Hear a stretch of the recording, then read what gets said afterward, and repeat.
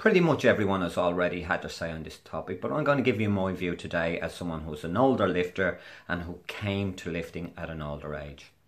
Like most people in the digital era, when I wanted to learn about lifting, I went online, and of course I went to the biggest guys, and universally they were all doing bro splits.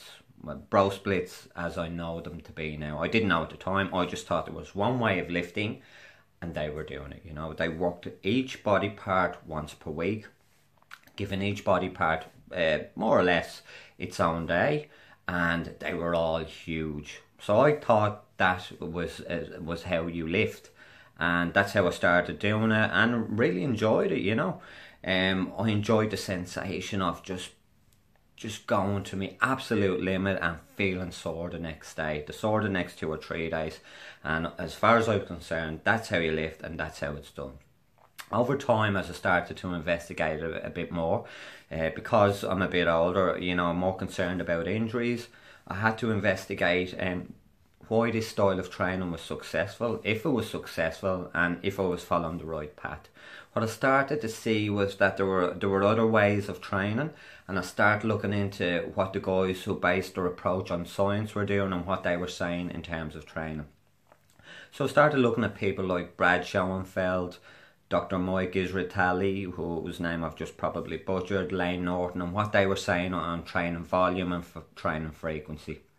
And what they started saying to me, and what I started to see, was that for natural lifters, people who don't use steroids, that maybe training a muscle more frequently with slightly less volume would yield better results.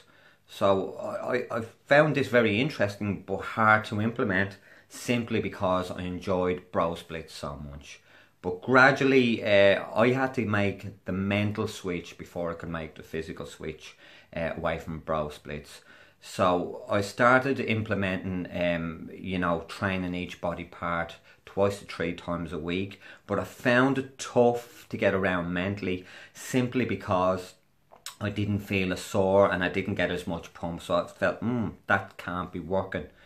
But I stuck with it, you know, and I've been doing it now pretty consistently for the last 9 months or a year, and I'm definitely starting to see the progress, particularly in my arms, which have been a real lagging body part for me.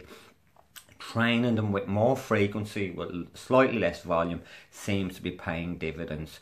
The same as with my squats, you know, I'm training that 2 to 3 times a week. And it all seems to be adding up, and I'm still, at my age, I'm still making progress.